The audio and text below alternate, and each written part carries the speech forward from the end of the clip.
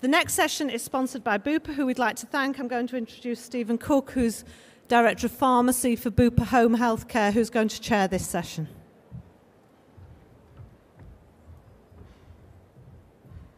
Right, thank you very much for that brief introduction. Welcome everybody and good afternoon. Particularly I'd like to welcome you to our session about how out-of-hospital care can help you meet the QIPP agenda. From my own personal perspective, my background is I'm a hospital pharmacist. I spent 24 years working in the NHS and my last 10 years as Director of Pharmacy for a large acute foundation trust. So when I look at what happens to hospitals at the moment, the thing I constantly come across is the capacity issue. Acute trusts are strapped for capacity. We're trying to get more patients through the doors. There are patients in the beds. We can't get them out. I moved over to Bupa Home Healthcare 2 years ago, and for me this was a way of helping the NHS relieve capacity. Because if you start moving patients out of the hospital environment, it frees up a little bit of space inside and allows those hospital consultants to treat those patients who need their care, so those who are acutely ill. So often I've been looking around our trust to see patients who were not medically unwell, but just needed some support and some nursing care. So from our perspective, the answer is about moving patients out of hospital. So, to address this question, we've got two speakers today. First of all, I'm going to welcome Jacqui Lyttle. Jacqui is a consultancy advisor for JSL Consulting. Jacqui is a former Director of Modernisation and Commissioning and Deputy Chief Executive for Mid Devon PCT. Jacqui has worked extensively with CCGs, with support units and with the old PCTs. And Jacqui's going to talk about how we can take care out of hospital. Caroline Byram, as our second speaker. Caroline is the Director of Patient Sector Patient Sector work at Bupa Care Services. And this public sector work includes the local authorities and the NHS. So I think I'll just invite Jacqui up to start, and then we'll have a session of questions at the end.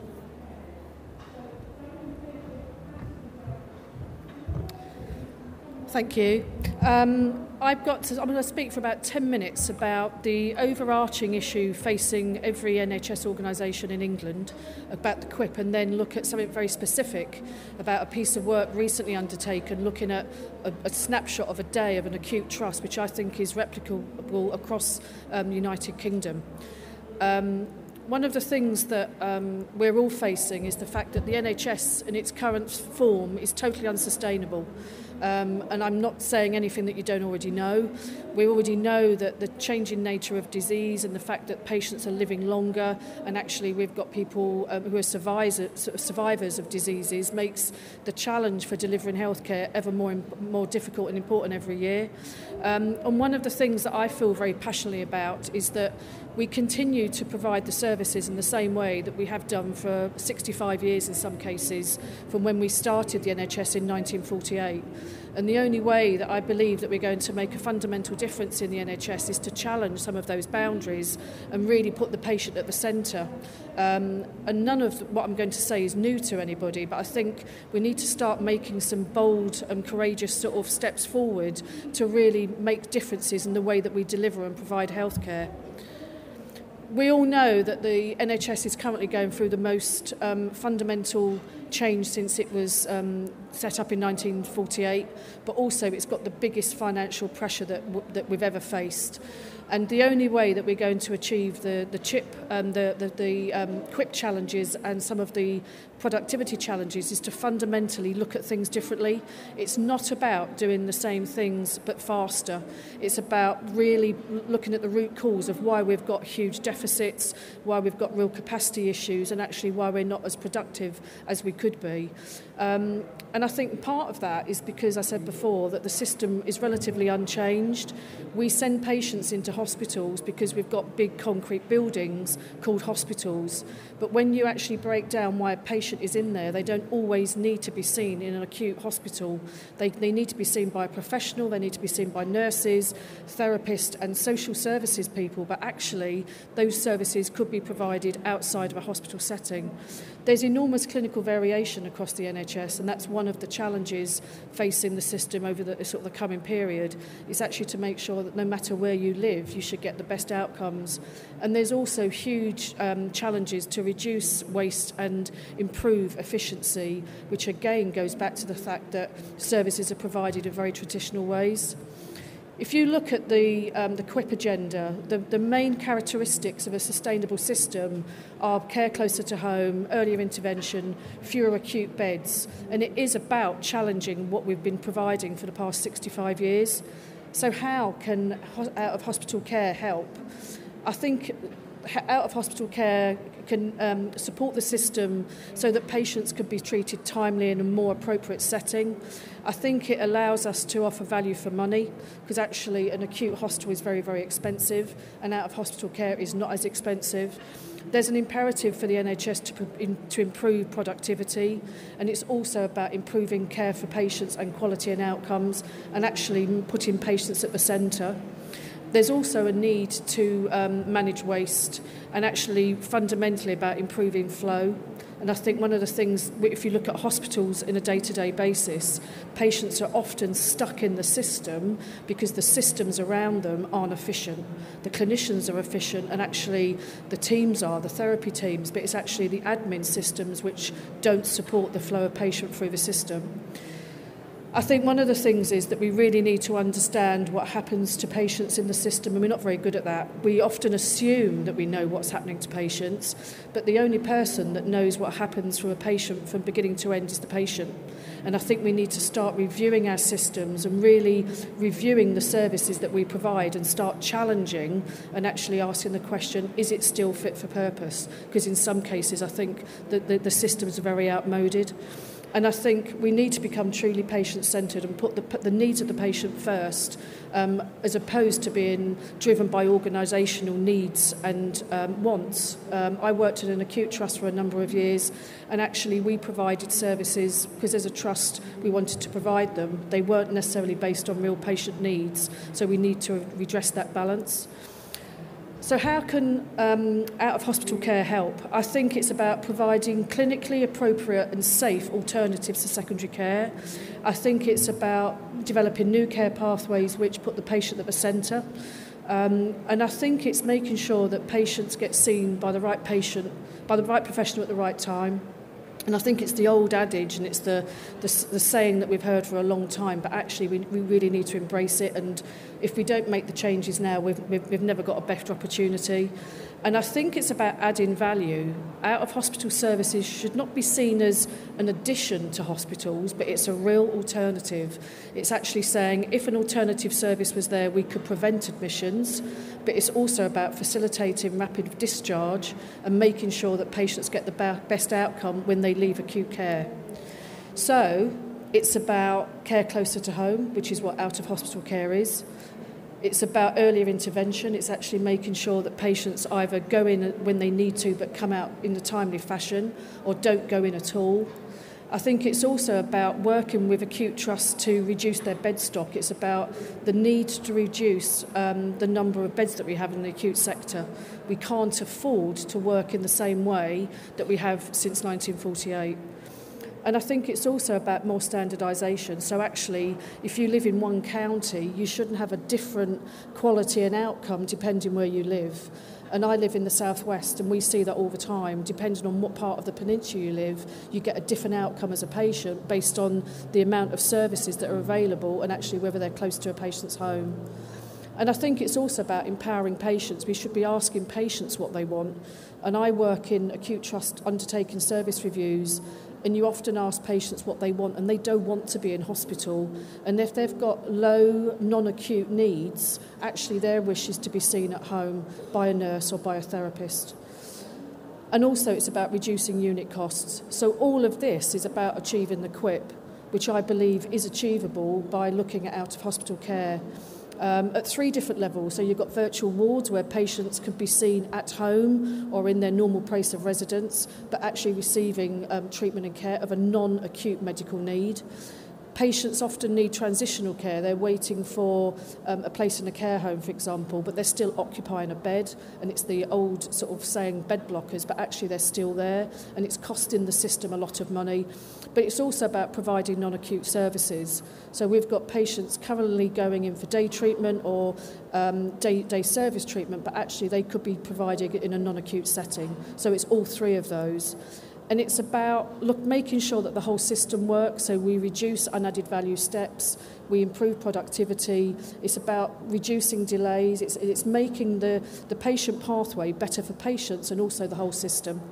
And as a consequence of that, it means that we free up nursing, we make better use of the whole system, and fundamentally, we actually start ticking the QIPP agenda. I undertook an audit recently of an acute trust. This was on one day, and actually we looked at the route of admission and why patients were there and why they were still occupying a bed. And actually I think you could transplant this audit to any trust in the United Kingdom, not just England. And actually I don't think it's untypical. So this was one day in one acute trust. We found that there were 336 patients audited. Only 55% had an expected date of discharge. So they may have had a date above their bed, but actually in reality we weren't working towards a real date of discharge.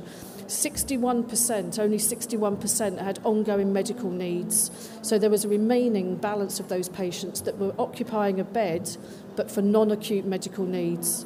10% of those, 35, were awaiting social services placements, and 26% could have been discharged out into the community or a non-acute setting if other service had been available. And by those services, I'm talking about minimal nursing input, therapy input, or the combination of the two. A number of these patients had been deemed to be medically fit for discharge some weeks before, but they were still occupying a bed because that healthcare system didn't have other alternatives. And as a consequence of that, patients were blocking beds, which meant that there was a logjam at the front end of the hospital. So the whole system was actually slogging up. As a consequence of that, 590 bed days were being wasted, or they could have been saved if we'd had alternatives. And that was patients were going in for IV infusions that could have been undertaken in a different setting. Patients could have been seen by nursing or domiciliary support in a non-acute setting. A lot of it was wound care, so none of it is high cost, high tech, but it's because simply we didn't have those alternatives in the healthcare system that we audited. So I believe that out-of-hospital care can offer sustainable and real alternatives to the QIPP challenge if we take those bold steps and sort of take a leap of faith. And I think we need to recognise that we've never been in the situation that we have now, where we've got an ageing population, the demands on the system are enormous, but actually we've got less money than we've ever had before, so we need to think creatively. And I think it's about fundamentally transforming the way we work, and it's about really looking at the needs of the patient and actually looking at services around the patients rather than the patients wrapped around services. And I think it's about long-term sustainable change. It's not about doing something one-off and we make a change and we sort of ease back. It's about what can we do in the longer term. And that is about taking services out of a non-acute setting. And I think it's about looking at the work I did in that hospital and actually other work I've done. It's about reducing emergency admissions appropriately. It's about reducing length of stay. It's about making sure that the acute system and the whole system is most productive as it can be, and that patients get seen by the right person at the right time as quickly as possible. So I think it is about looking at new service models, and I think it is about challenging the way that we've worked for a number of years and actually looking back at what we're doing and really asking the question, are we doing the best that we can be? And I think in some cases we need to challenge ourselves. And I think that out-of-hospital care should be part of all CCG QIPP plans. I also think out-of-hospital care should be part of all acute trust QIPP plans, because actually they're mirror images of the same problem. We're all fighting the same problem, and to me, out-of-hospital care ticks all the QIPP boxes. Thank you very much.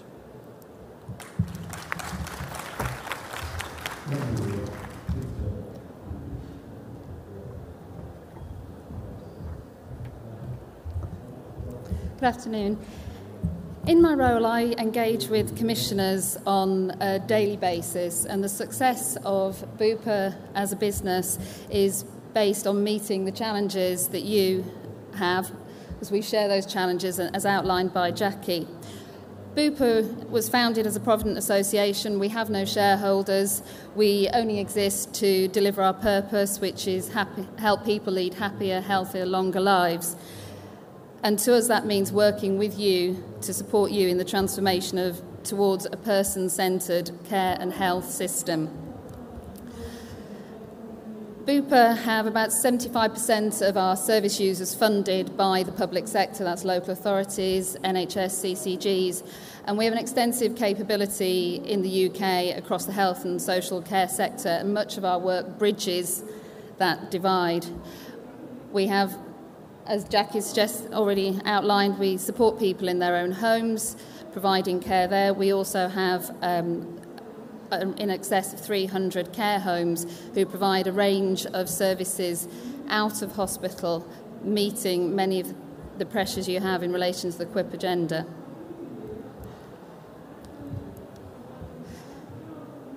Jacqui's already outlined the challenge and the potential savings that could be made to the NHS of looking at out-of-hospital care.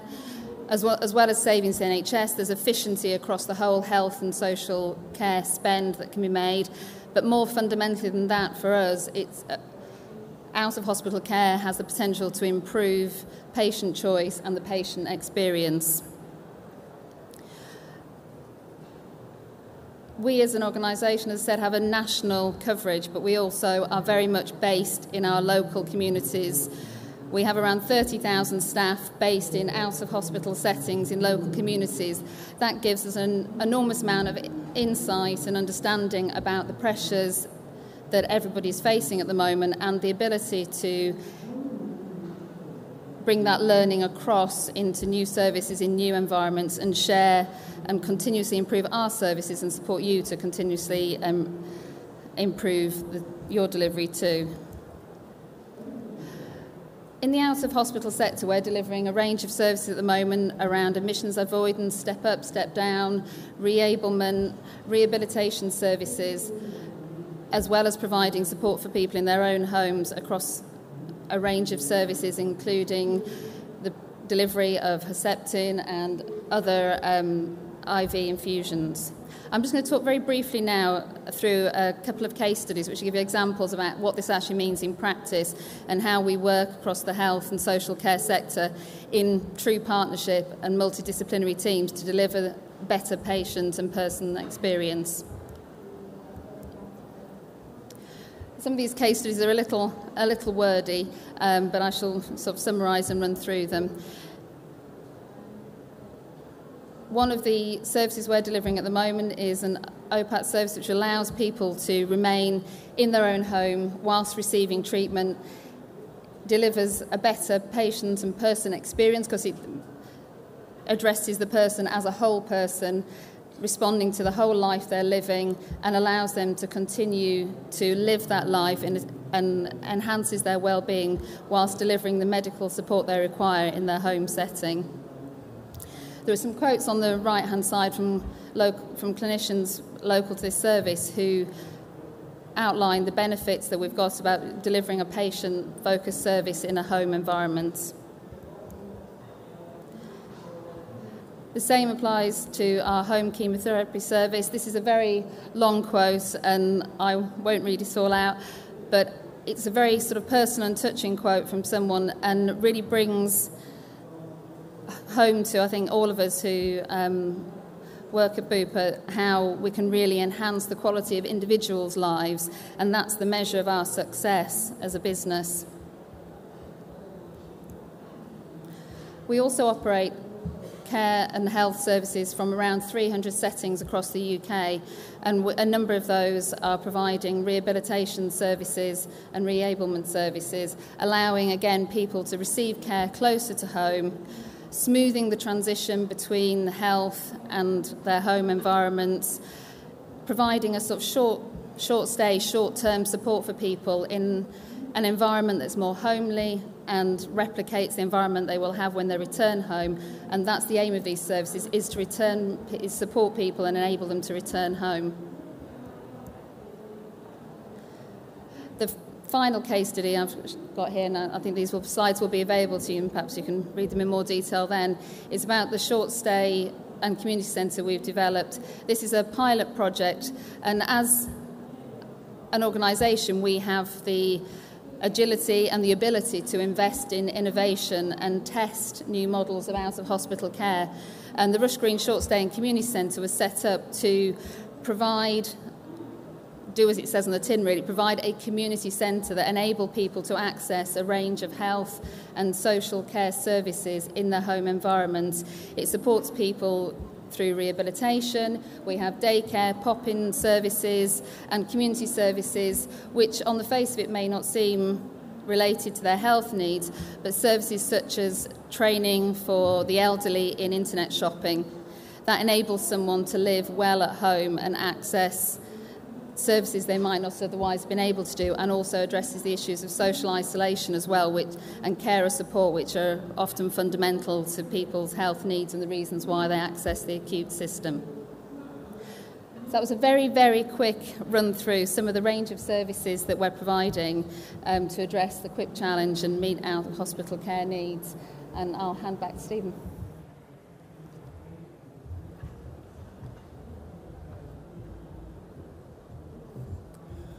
Okay, thank you both for your presentations. I think we've seen two different sides of the same coin. I think Jacqui's ably demonstrated what the problem is out there and where the solutions might lie. And then Caroline has followed up with a way that we in Bupa can potentially support some of those solutions with out-of-hospital care. So from our perspective, it's about looking at what the patient needs are and then delivering that care in the most appropriate setting. So given that as a background, we've got something like 5 minutes for questions. Has anybody got a question they'd like to address to the panel? We'll have a roving microphone, and it would be great if you could identify who you are and where you're from, and then what your question is. Thank you. My name's Neil Bisbee. I'm from Marshall Bisbee Limited. We are management consultants in health and wellbeing.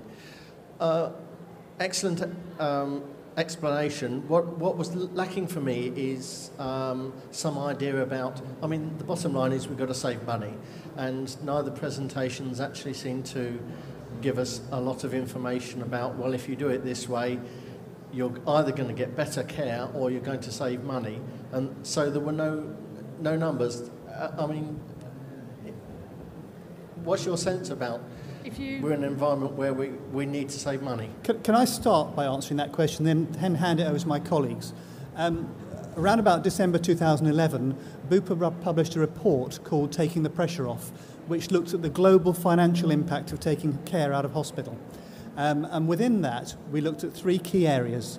The first was early discharge, the second was admission avoidance, and the third was oncology cancer treatment. And within those three areas, there was initially a bed-saving opportunity of something like 14.5 million bed days across the UK. Now, that was based on 2010 HES data, and we'd done a deep dive into that HES data, looked at all the HRGs that could potentially be treated in home care, and then looked at all those patients within those HRGs who were suitable patients to go into home care or out of hospital care. Now, that came out with the 14.5 million bed days, which translates into a global figure of somewhere between 1.3 and 1.7 billion pounds per year, and that's clearly as a cost opportunity. You know, it only becomes a cost saving if you can take out costs from the acute sector. So that's the global position of where we are, but perhaps if I can just pass over to Caroline to say if you've got an addition that you want to put from a care services perspective. Bringing the global position down to a very local perspective, the case studies that I outlined there that are based in our care homes providing rehabilitation support for people up to a sort of a 6-week period, you're probably looking at an average cost of placing someone in our home. It's around £600, these are very approximate figures, but around £600 a week. And on one of the cases out, and there 88% of the people who use that service will return rehabilitated and returned to live independently in their normal place of residence within that 6-week window. I'm sure there are everyone out here appreciates the cost, if that service was delivered in an acute setting, would be many times the figure I've just suggested there. So there is a very real financial saving to be made for the NHS, as well as a personal benefit to people to receive the care in a place closer to their own normal place of residence and in an environment that is more akin to their normal place of residence. And I suppose I want to echo that even though there wasn't prices or costs attached to my audit, and that was because we didn't have a diagnosis because they were still occupying a bed at the time of the audit, but it's about improving patient care and outcomes, but it's also about fundamentally making a financial saving. And I think that just one audit for one hospital demonstrated that we could have saved 590 bed days on one day. And if you extrapolate that up over the course of a year, you're talking a lot of bed days and you're talking a lot of financial savings. So for me, it's a combination of the two. It's about better outcomes and care for patients, but also it's about reducing some of that spend to achieve the QIPP. Okay. Could I have another question, please?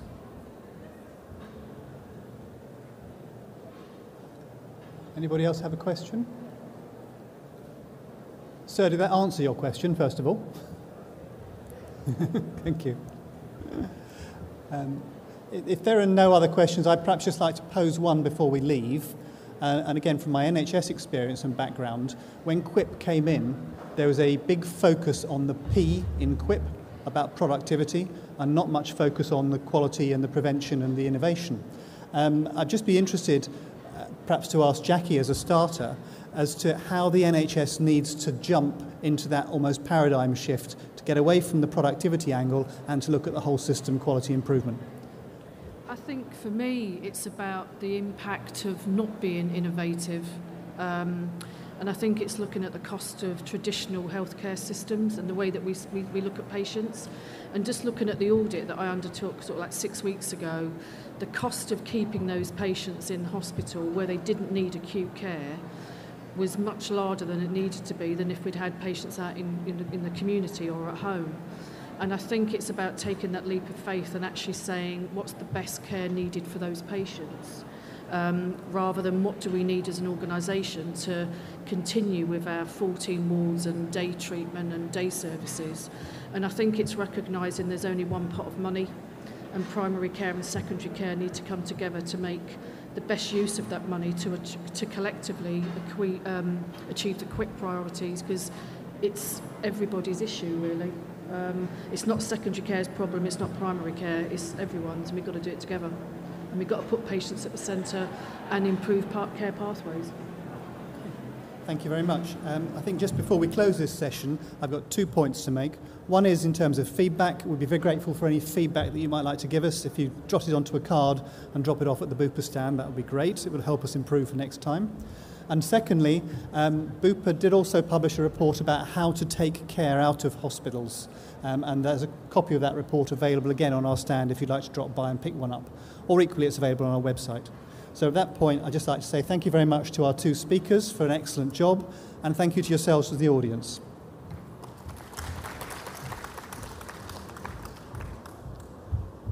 Thank you very much, Stephen. Thanks to Bupa. Lunch break now. We're back in here at 2 o'clock talking about the public health challenges for CCGs. Don't forget the regional networking sessions, the North West now, and then Yorkshire, Humber and Cumbria at 2 o'clock.